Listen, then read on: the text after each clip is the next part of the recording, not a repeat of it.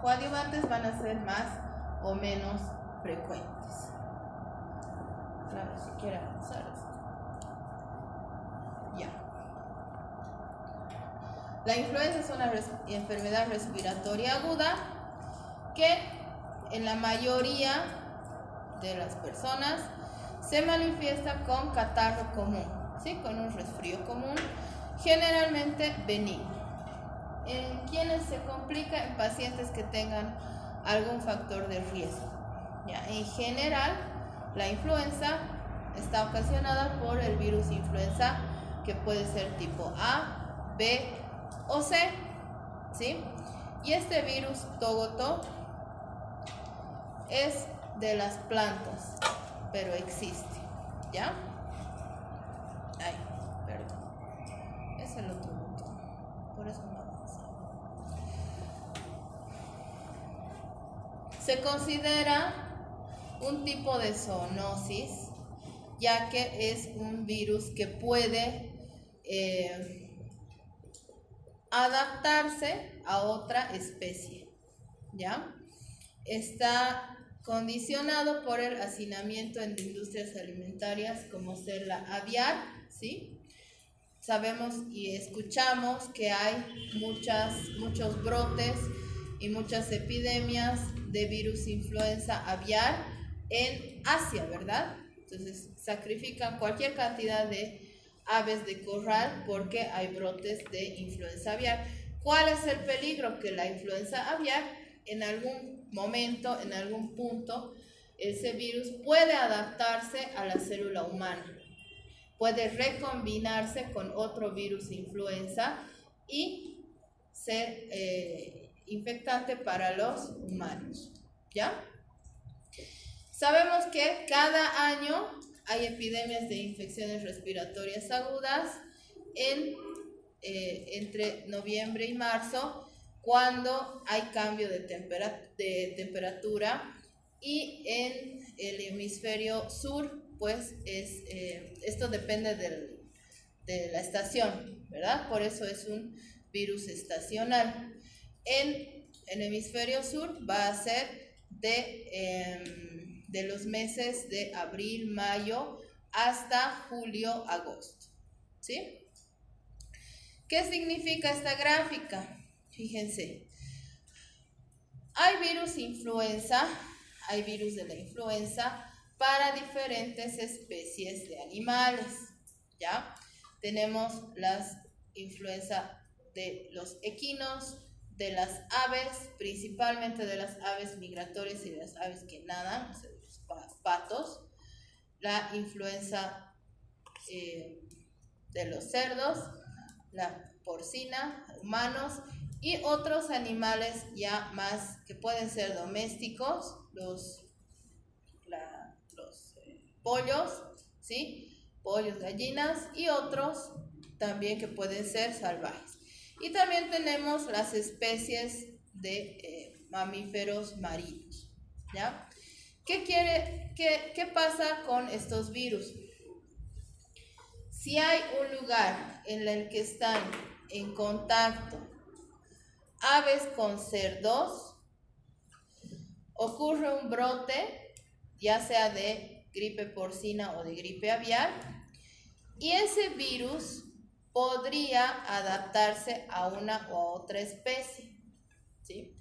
Y recombinarse y aparece un nuevo virus, ¿sí? Lo mismo entre aves y humanos, lo mismo entre humanos y cerdos y así, ¿no?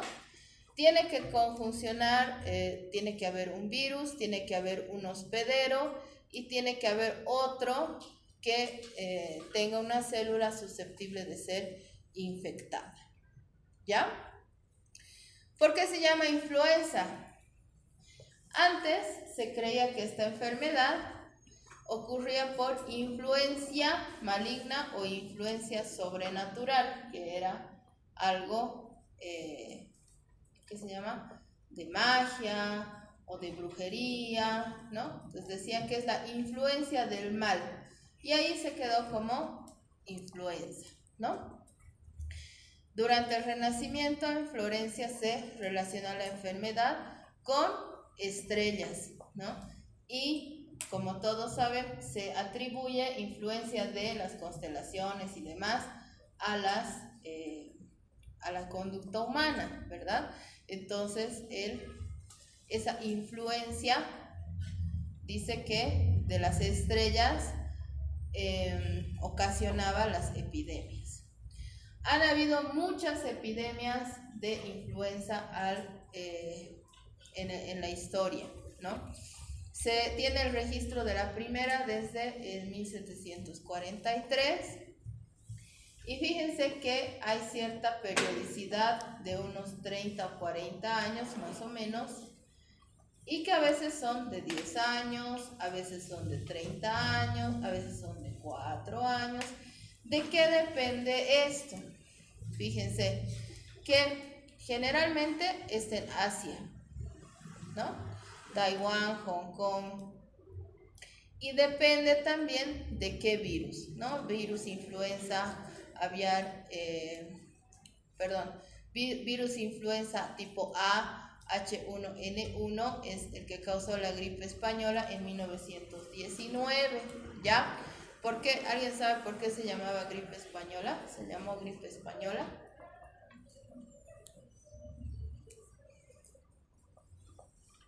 ¿No? Porque era una pandemia, pero le llamaron gripe española, ¿por qué? Porque en este año estaba la Primera Guerra Mundial, ¿no? Y en la Primera Guerra Mundial, pues España, las noticias del mundo se volcaban a la guerra, a la cantidad de muertos, a las invasiones, a quién ganó qué batalla, etc., ¿no? Pero en ese año, pues España no participaba de la guerra.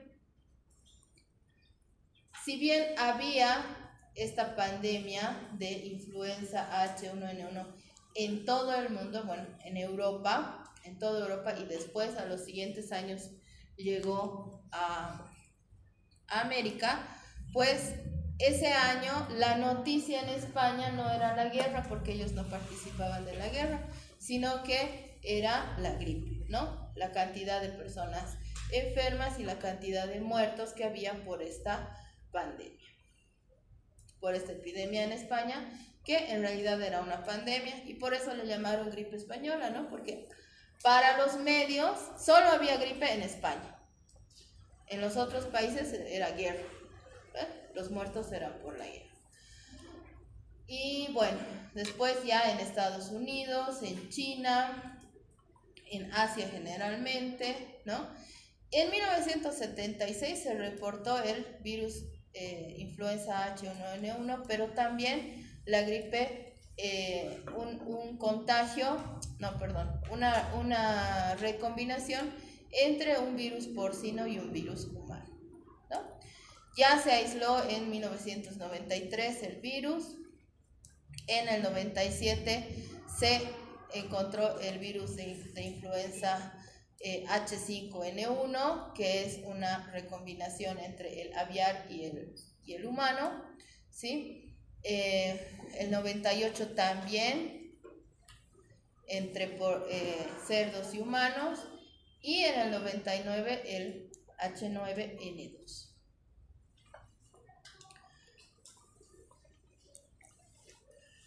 El origen de las pandemias es China. Este virus se origina en este país. También se encontró H7N7 en Nueva York en 2002. También el 2004 en Canadá. También el 2004 en Tailandia y H5N1 también. Y fíjense, en México el H1N1 que se distribuyó en toda Latinoamérica, ¿sí? En toda Latinoamérica, en 2009. Estamos hablando de un virus de la familia Orthomyxoviridae, que tenemos tipos o serotipos A, B, C y el togoto. Él es un virus envuelto, ¿sí? Su genoma es ARN de simple cadena, ¿sí?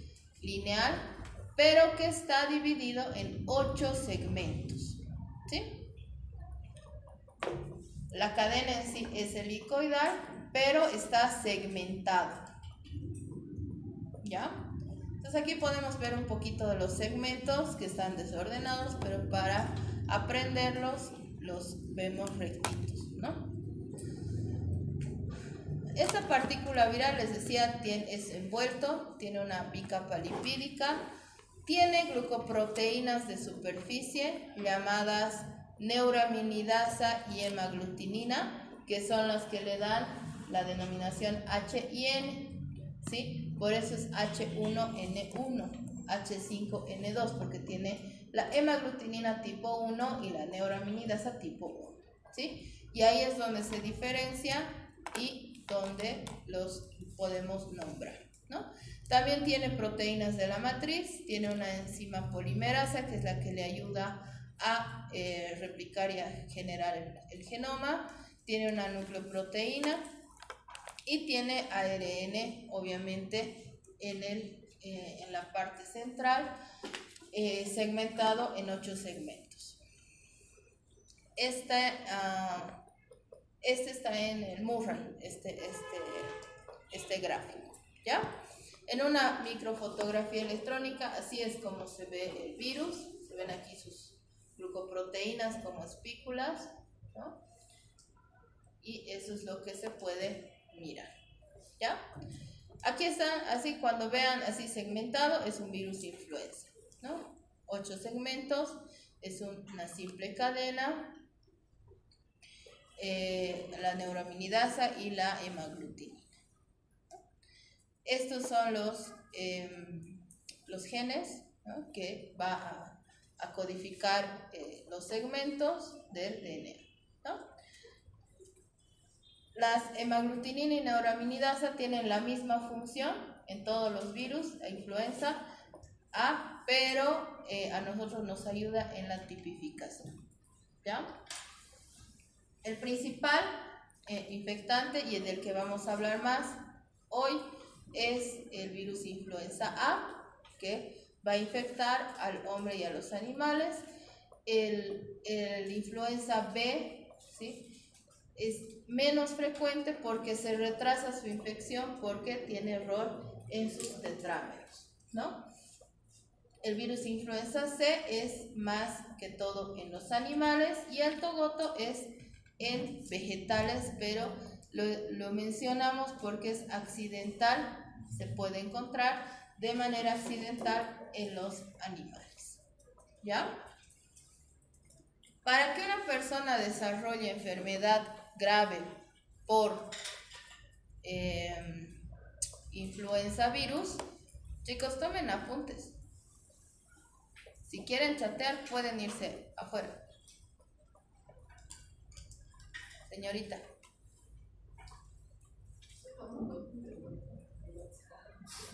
¿No tienes cuaderno? Qué grave.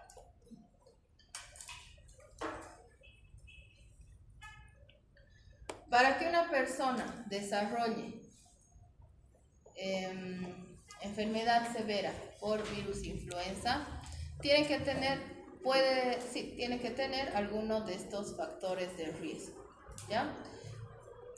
Gestación, por eso es importante la vacunación en embarazadas, ¿sí? Personas con sobrepeso, con obesidad, niños muy chiquitos o personas muy ancianas, personas que estén usando inmunosupresores, que estén sometidos a tratamiento inmunosupresor, ya sea por trasplantes, quimioterapia, etcétera, ¿no? Personas que usen crónicamente la aspirina, como personas cardiópatas que tengan riesgo de cardiopatía o de riesgo de accidentes cerebrovasculares y que tengan otras comorbilidades, ¿no? Enfermedad pulmonar obstructiva crónica, que tengan asma, hipertensión, que tengan cirrosis, cáncer, VIH, diabetes, insuficiencia renal crónica. Entonces, todas estas personas tienen mucho más riesgo de tener una infección grave por influenza que la mayoría de la población.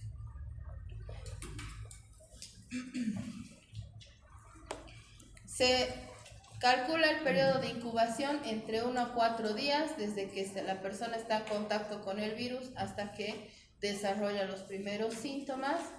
Quien se encarga de fijarse a las células blanco del influenza virus, que es la mucosa, las células de la mucosa del epitelio respiratorio, es la hemaglutinina, ¿sí? La neuraminidasa va a destruir, o sea, se va a fijar, si quieren, al ácido ciálico, lo va a modificar y va a liberar por endocitosis el RNA del virus. El RNA viral es transcrito por la transcriptasa de este mismo y empieza la replicación por transducción, ¿no?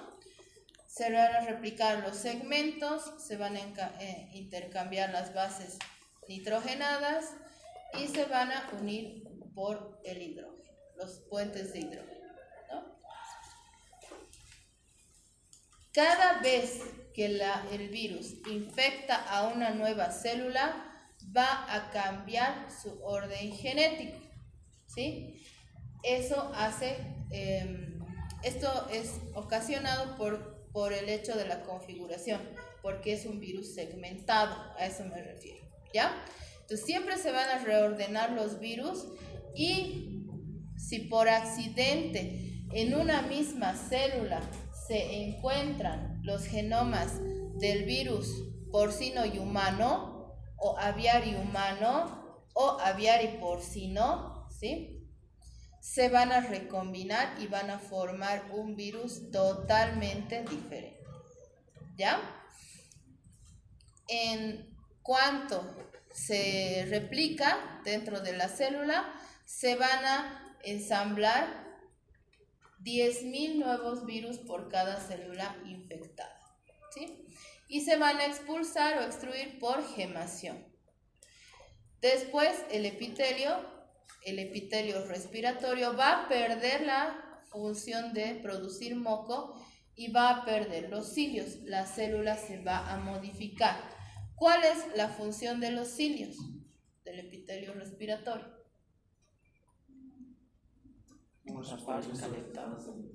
Se mueven, ¿verdad? Los cilios tienen un movimiento que son para rechazar las partículas extrañas, virus, bacterias, cuerpos extraños. De la misma forma el moco, ¿no? El moco que produce el epitelio respiratorio sirve para atrapar todas estas partículas, moléculas, etcétera, ¿no? Si el epitelio pierde esto, pues es susceptible de sobreinfectarse por otras bacterias, ¿ya? Entonces esto es lo que acabamos de decir. Se adhiere con la hemaglutinina, ingresa con la neuraminidasa y se libera en un endosoma, se libera el RNA. El RNA, al ser un virus RNA, se va a replicar ¿en dónde?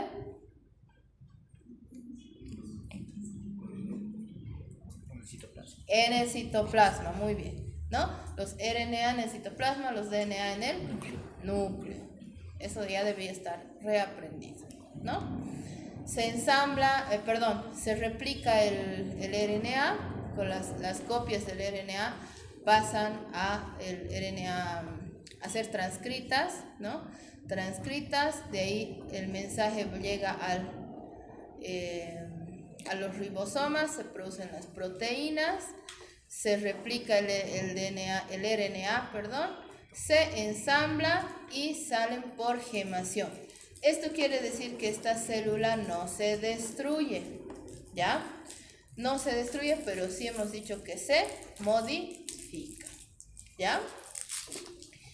¿Cómo vamos a ver esto clínicamente? Clínicamente, pues la mayoría cursan asintomáticos, ¿sí? La mayoría podemos controlar la replicación del virus, reemplazar ese epitelio y eliminar, ¿no? Y también los que estamos vacunados, ¿no?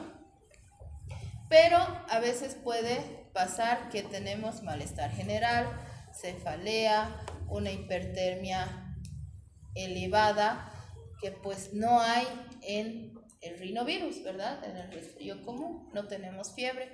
Cuando hay fiebre ya podemos pensar en influenza. Dolor muscular, ¿sí? Ese dolor que es como si te hubieran golpeado, ¿no? Que solo quieres estar en tu cama con escalofríos, estamos con estornudos por el daño al epitelio respiratorio, y la rinorrea es serosa, es líquida, ¿sí? Líquida transparente. Pero cuando estamos hablando de personas en extremos de la vida, chiquitos, lactantes, ancianos, ¿sí? Puede llegar a la bronquiolitis, ¿no? Puede progresar, infectar la mucosa de los bronquiolos y ahí produce bronquiolitis. También puede producir laringotraqueobronquitis, también puede haber otitis, ¿no? Con toda la clínica de estos. En niños muy chiquitos que no pueden regular bien la temperatura y elevan demasiado, pues van a haber convulsiones febriles. Pueden complicarse con neumonías, como ese epitelio ya no es funcional, ¿sí? No funciona bien, pues es susceptible a sobreinfectarse y producir neumonías bacterianas, ¿no? Y en algún caso también miositis. Las personas con muchos factores de riesgo y con una alta carga viral se pueden complicar llegando hasta terapia intensiva, necesitar apoyo ventilatorio mecánico y morir, ¿ya?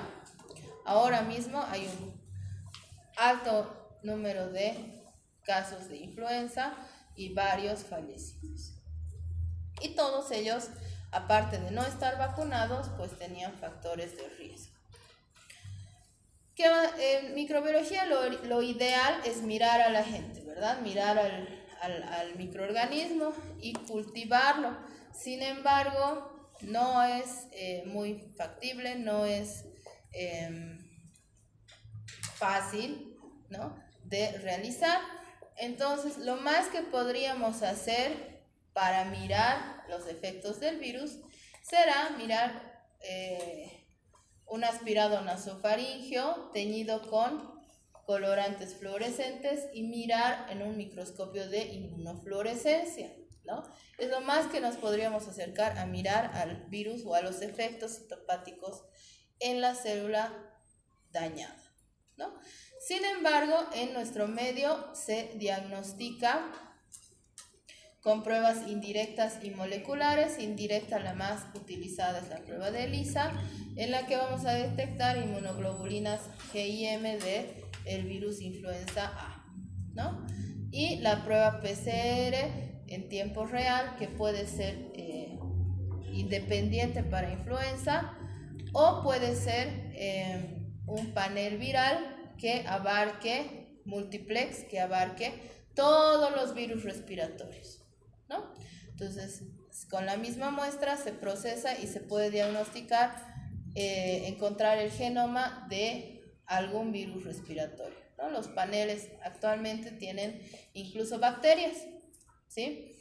Con la misma muestra encontramos virus y bacterias en PCR, ¿no? Como hemos visto en antivirales, no sé cómo les habrá ido con las preguntas de antivirales, se utilizan el oseltamivir más amantadina, ¿sí? Pero en personas, bueno, no son medicamentos que van a curar la influenza, ¿sí? Van a reducir la carga viral, tienen que administrarse a 36 horas después de que se ha infectado la persona. O sea, es un poquito complicado no dar el tratamiento a destiempo, ¿no? Entonces, disminuyen la replicación, disminuyen la expulsión del virus, pero no curan los síntomas y no curan la enfermedad. ¿no?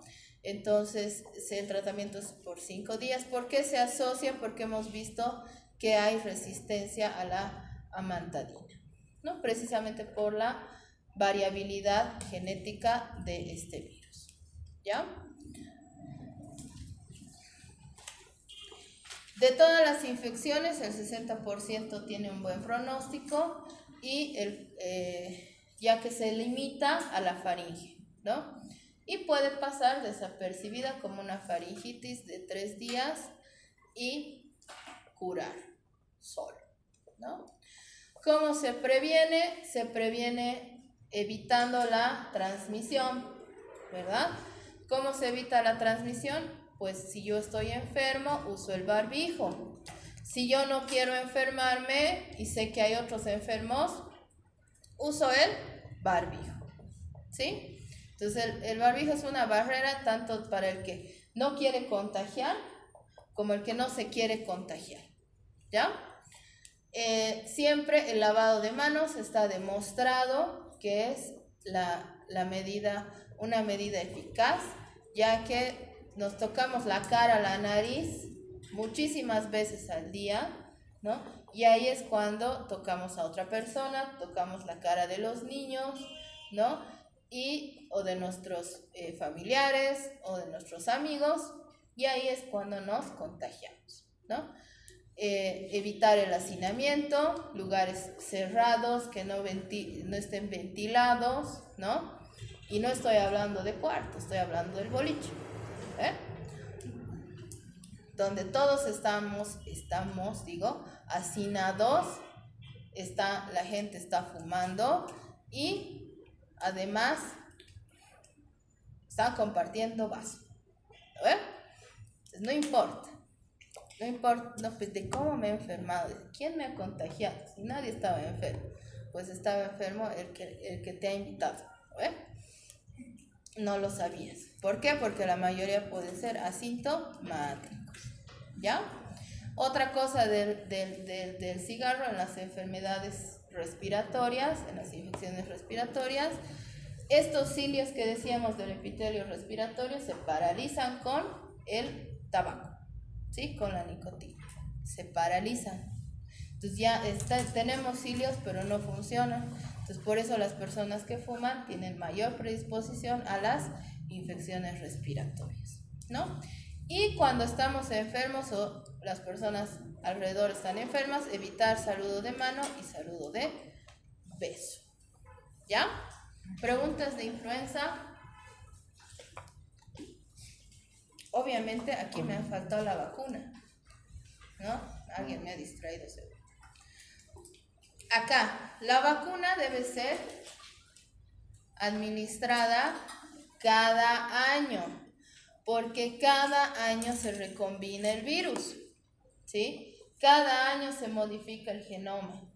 Por eso se llama influenza estacional, ¿sí? Cada invierno se modifica. Entonces, ¿qué pasa? La ventaja, si quieren, es que primero el virus de cada año, primero aparece en el hemisferio norte, ¿sí? En Estados Unidos, Europa. Entonces, ahí ya fabrican la vacuna. Nos llega a nosotros la vacuna en abril, más o menos, abril, mayo máximo, nos hacemos vacunar y nos protege para nuestro invierno, ¿sí? Pero la vacuna que nos pongamos este año no sirve para el virus del próximo año, ¿ya? Eso tiene que ser anual. ¿Había preguntas de influenza? ¿Qué la aspirina sería un factor de riesgo, doctora? ¿La aspirina? Sí, ya. La aspirina es un antiinflamatorio no esteroideo, ¿sí? Que se utiliza obviamente para evitar los coágulos por su componente de antiagregante plaquetario, ¿verdad? Pero los antiinflamatorios no esteroideos, los AINES, lo que hacen es bloquear las la fosfolipasa A2, ¿sí? La fosfolipasa A2 es la enzima que va a producir los leucotrienos y los tromboxanos, ¿ya? Es la cadena de la inflamación. Estas citoquinas nos protegen de las enfermedades por virus en general, ¿ya? Entonces, si bloqueamos esa cadena, no tenemos citoquinas suficientes para pelear naturalmente contra el virus. ¿Ya? Ok, gracias. Listo. Vamos a hablar entonces de su primo, de su lejano, que es el virus parainfluenza, ¿sí? Lejano porque no es de la misma familia, ¿ya? El virus parainfluenza tiene 4 serotipos que pueden infectar al ser humano, ¿ya? Constituye la primera causa de laringotraqueitis en niños. El tipo 1 y tipo 2 causa laringotraqueitis en niños menores de 2 años, no, de 5 años, ¿ya? Menores de 5 años. Y es responsable de 1 de cada 3 infecciones de vías respiratorias inferiores, de las neumonías virales, ¿sí? Es diagnosticable por PCR, ahorita vamos a ver, es prevenible, no por vacuna, pero sí se puede prevenir y es autolimitado. Es más frecuente en niños. Ocurren brotes y contagios en guarderías, en colegios y en salas de pediatría, ¿ya? Basta si hay una sala de niños en el hospital que son todos quirúrgicos y uno se infecta, puede contagiar a toda la sala, ¿ya?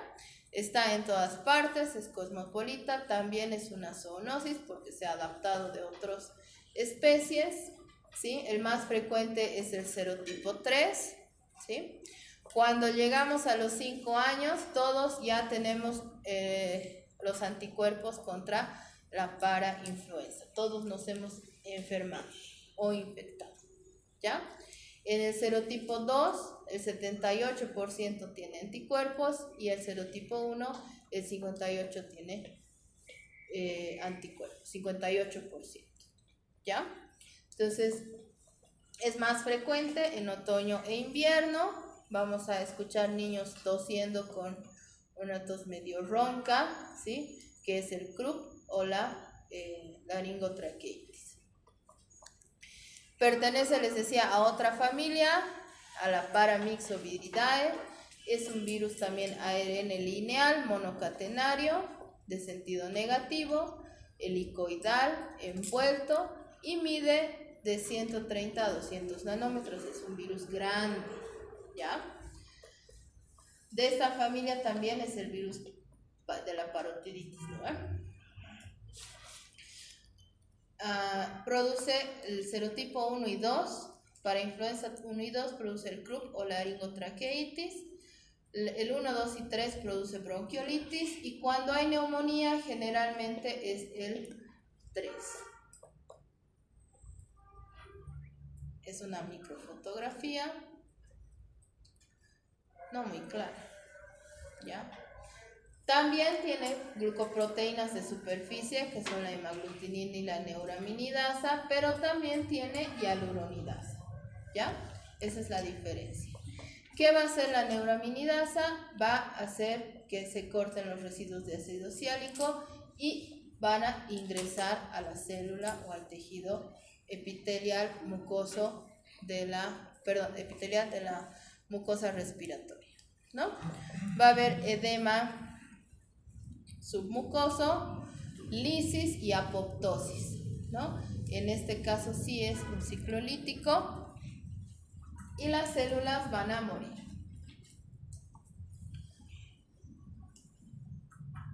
Va a tener un mecanismo de evasión del sistema inmune, que es inhibir a los fagocitos mononucleares y a los macrófagos. ¿Ya? Al destruirse la mucosa, ¿sí? Al morir las células de la mucosa, se produce el CRUP. Como respuesta inflamatoria tenemos un edema de vías respiratorias superiores. Quiere decir que esta vía aérea va a disminuir su calibre, ¿sí? Va a haber una laringitis, una traqueitis y una bronquitis. Como respuesta inflamatoria va a haber una producción mayor de moco, ¿sí? Ese moco va a obstruir, va a producir la ronquera, esa tos ronca, la disfonía, ¿sí? No pueden hablar, están roncos, afónicos o disfónicos, la irritación de la vía aérea y la presencia de todo esto va a producir la tos, pero esto va a ser de inicio brusco, ¿sí? Va a ser aparatoso, se va a ahogar el niño con la tos, la ronquera, ¿sí? Y muchas veces puede ser una emergencia, ¿sí? Se puede incluso cerrar la vía aérea, ¿ya? Más abajo, ¿sí? Las bronquiolitis, en las que hay dificultad respiratoria, edema y secreción de moco, ¿no? En las que se disminuye también el calibre de los bronquiolos y por la secreción de moco, por el edema, y hay todo el cuadro clínico. También se puede presentar como un resfrío común con lagrimeo, rinorrea, la coriza, que es la coloración roja de la nariz, ¿no? Cefalea, escalofríos, ¿sí? Fiebre, fatiga, conjuntivitis, dolor de garganta, ¿sí? Todo un resfrío moderado, digamos, ¿no? Puede ser también por virus parainfluenza. Y en casos en los que llegue hasta vía inferior, hasta los pulmones, va a haber cianosis por la hipoxia, ¿no? Que no llega el aire porque está todo obstruido, va a haber disnea y tiros costales, que son signos de insuficiencia respiratoria, ¿no? El tiraje intercostal, que es el esfuerzo de los músculos intercostales de tratar de meter el aire que no se puede, ¿no? El diagnóstico de la infección por virus parainfluenza será clínico en primer lugar y epidemiológico, ¿no? Por la edad del paciente, porque por el cuadro clínico, porque se contagió en el colegio, en la guardería, en la sala de pediatría, o mismo esperando en la sala de espera del hospital de niños. Vamos a detectar anticuerpos con la prueba de ELISA. Podemos mirar la célula infectada con inmunofluorescencia, pero actualmente la prueba es la PCR, que puede ser otra vez simple o multiplex, panel respiratorio, ¿ya? El pronóstico. Si bien la mayoría puede ser leve, cuando hay CRUP o cuando hay neumonía viral es grave, ¿no? Sin embargo, con internación y con medidas generales más antiinflamatorias y demás, más nebulizaciones y todo, se puede controlar. No hay muerte por parainfluenza, ¿sí? A no ser que sea un CRUP demasiado severo, agudo, que ahogue al niño, ¿sí? Y no lo atiendan a tiempo, no lo lleven a tiempo, no lo atiendan a tiempo, se puede asfixiar, ¿no? Y pues las neumonías virales, generalmente, si no son bien tratadas, se sobreinfectan con bacterias y puede haber complicaciones, ¿ya? El tratamiento es humidificar el aire, se puede utilizar epinefrina para abrir la vía aérea, ¿sí? Y los corticoides también en croup severo para disminuir la inflamación de la vía aérea. ¿Preguntas de parainfluenza?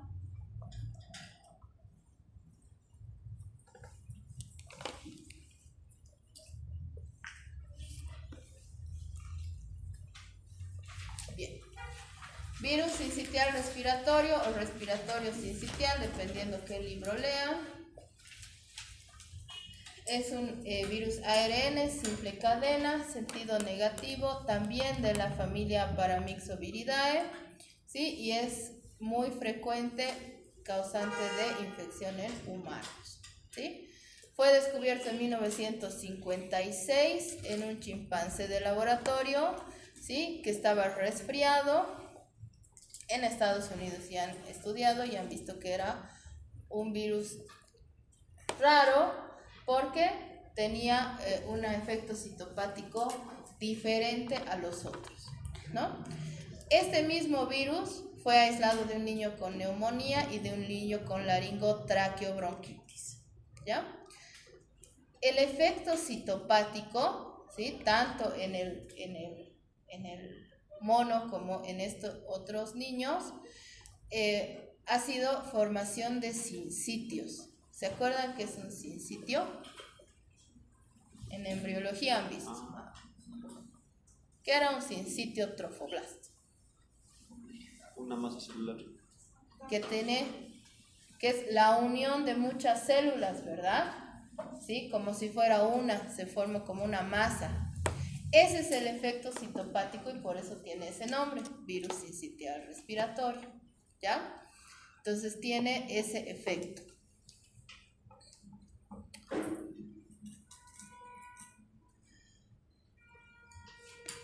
Cuando hacemos un estudio poblacional, si hacemos un estudio poblacional, antes de los 4 años, la mayoría de los niños ya ha tenido infección por este virus.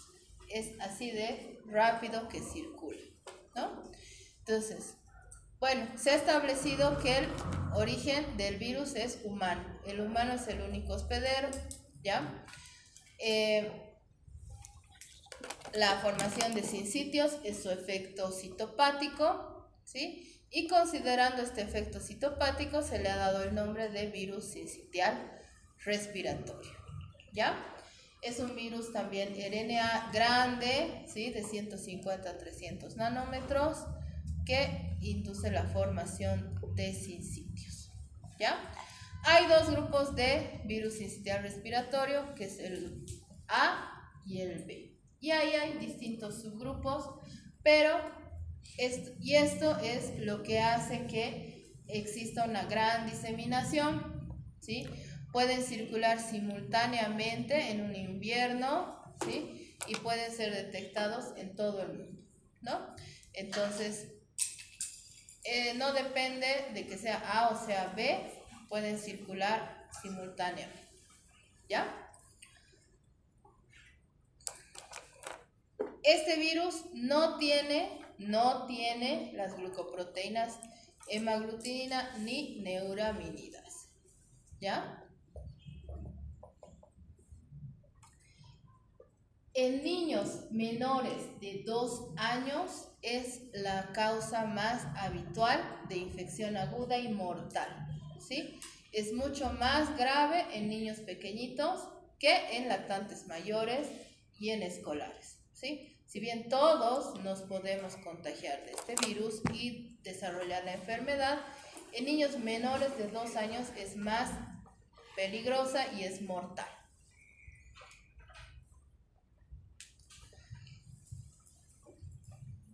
Les decía que nos infectamos todos antes de los 2 años, pero en algunos niños es más fuerte o más grave que en otros y puede haber reinfecciones durante toda la vida. La inmunidad que se desarrolla no es permanente por ninguno de los otros que hemos visto, ¿no? Ni influenza, ni parainfluenza, ni virus sincitial no generan inmunidad de por vida, ¿ya? Entonces siempre hay reinfecciones, incluso en ancianos. Es un virus envuelto en una bicapa lipídica y tiene glicoproteínas en su membrana. ¿Cuáles son las proteínas? Las glicoproteínas F, G y SH, que le va a permitir fusionarse a la célula huésped. La G, que es la que le va a ayudar a adherirse, ¿sí? Y la SH aún están estudiando para qué sirve, ¿sí? Pero fíjense que no tiene NH, tiene FG y SH. Su RNA es monocatenario, simple cadena, sentido negativo, tiene una nucleoproteína, una fosfoproteína, una polimerasa que va a conformar toda la nucleocápside helicoidal, ¿no?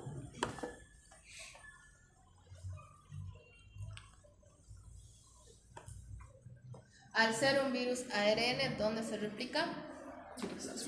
Muy bien, en el citoplasma. Entonces, una vez que se une, se decapsida, expresa su RNA para que los ribosomas produzcan las proteínas. También se replican las nucleoproteínas, que van a ser después RNA. Se replica el RNA con las proteínas estructurales, se ensambla y se libera, ¿no? Como la mayoría de los virus RNA, ¿sí? La célula blanca o el tejido blanco o el órgano blanco son las vías respiratorias, ¿sí? Y su efecto es la formación de sincicios, ¿sí? Y invade directamente el epitelio respiratorio.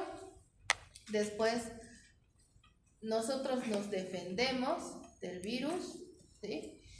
Y esa defensa ocasiona la formación de sincicios y la necrosis del tejido, ¿sí?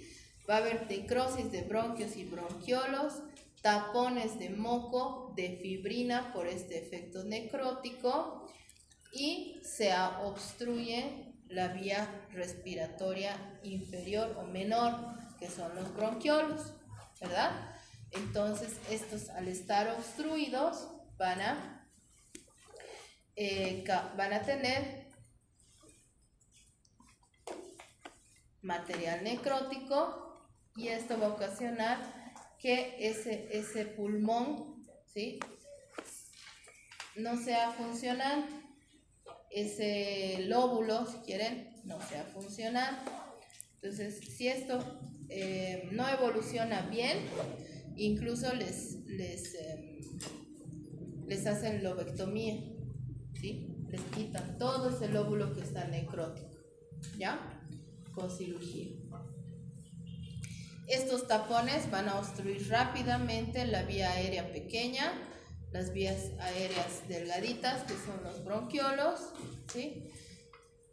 Y donde hay vacunas con virus inactivados, aumentan la gravedad. Por eso no se recomienda la vacunación en este caso, ¿sí? Cuando hay brotes, cuando hay invierno, cuando hay estas bajas temperaturas y niños que están en kinder, en guardería o internados y demás, es muy prevalente, y al año 64 millones de niños se infectan y se mueren 160.000, ¿no? De todos estos 64 millones, solo 1% requiere hospitalización porque es muy grave, ¿no? La mayoría es autolimitada, ¿sí? Y la recuperación comienza después de algunos días, y cuando hay casos severos, en niños con factores de riesgo o muy pequeñitos, ¿sí? Por eso no hay que besar a los niños chiquititos, ¿no? Podemos portar nosotros el virus y transmitirlo, ¿no? puede haber falla respiratoria que incluso necesite ventilación mecánica, ¿no? Se incrementan las infecciones en invierno, ¿sí? Cuando hay brotes, cuando hay, o sea, es más frecuente, siempre va a haber virus sincitial respiratorio cada año circulando entre la población pediátrica y ocasionando infección. Es más frecuente que la influenza, eso quiero decir, ¿ya? Es mucho más contagioso, su periodo de incubación es de 4 a 5 días, ¿sí? Y si alguien se infecta en esta sala de niños pequeñitos, de lactantes, pues se pueden morir porque toditos son inmunosuprimidos, ¿no? Pueden ser prematuros o pueden estar en terapia, pueden estar con alguna infección y demás, y pueden morir. ¿Cómo se transmite? Igual que los otros virus respiratorios, en las manos, en los fomites, que son objetos inanimados que transmiten, ¿verdad? Entre niños chiquitos, pues los juguetes, entre adultos y niños los vasos, los cubiertos, todo lo que se pueda llevar a la boca o con las manos. Y después se puede eliminar en varios días por secreciones respiratorias y ahí ser contagioso, ¿ya? Entonces puede ocurrir que produzca desde bronquiolitis, neumonía, ¿sí? Con fiebre, tos, cianosis en menores de 1 año, rinitis con fiebre y faringitis en niños y en más grandes resfrío común, ¿no? Siempre cuando es más pequeñito es más grave el cuadro clínico, ¿ya? No se puede aislar efectivamente en cultivos celulares, ¿sí? Entonces vamos a realizar la PCR en tiempo real, ¿sí? Y también ELISA pero para detectar antígenos, no anticuerpos, ¿ya? Además, se va a suplementar oxígeno y líquidos intravenosos para estos niños que están cursando la enfermedad, ¿no? Y en niños que pueden tener cuadros más graves, que tengan factores de riesgo asociados a esta enfermedad, a esta infección, se les puede aplicar ribavirina para disminuir la replicación del virus, ¿ya? ¿Preguntas? Doctor, ¿nos puede mencionar entonces los virus que participan mayormente en el resfriado, una parte de estas chicas, por favor? ¿Otra vez? Si nos podría mencionar todos los virus que participan entonces en un resfriado común, digamos, que podemos encontrar. Serían Rinovirus, virus sincitial, influenza, parainfluenza, SARS, MERS.